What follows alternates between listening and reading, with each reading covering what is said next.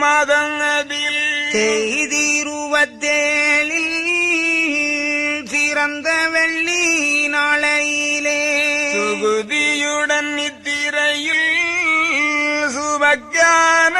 லக்கணமதில் நாதன் என் அருகில் நலமாக வந்திருந்து சீதமுடன் என எழுப்பி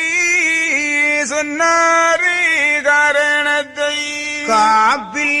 ஒரு சீர்கனிவாய் மீக திறந்து தார்வீரியமாக சாற்றினார் எம்பெருமாள் மகனேயும் வாய்மொழி வகுக்கும் காண்டம் அதுக்கு முகமோரறிய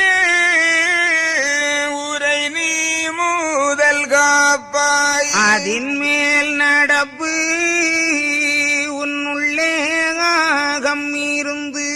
சரிசமனாய் நான் வகுப்பேன் தான் எழுதி கண்டம் அதை நான் உரைக்கனி எழுதி நாடுபதி நாளறிய யானுரைக்கனி எழுதி அன்போர்கள் தங்கள் முன்னே வாசிக்க கேட்டு மகிழ்ந்திருந்த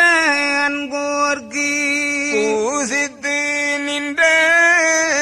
புரணங்கள் கிட்டுமடா பழித்தோர்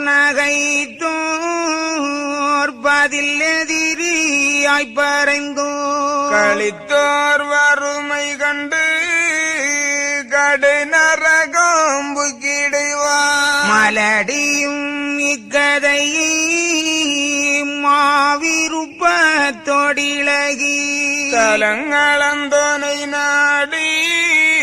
தான் கேள் பாளமாகில் என்னானை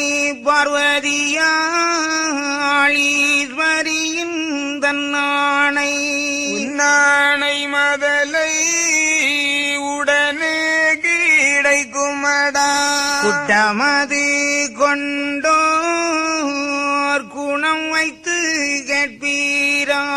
திட்டமது சொன்னோன் தீருவானை நாராயணரும் நல்லதிரு செந்தூரில் பாரோர்கள் மெய்க்க பள்ளி கொண்டு அங்கிருந்து ஆண்டாயிரத்து ஆவென்ற லக்கம் அதில் நன்றான மாசி நாளான நாளையிலே சான்றோர் வளரும்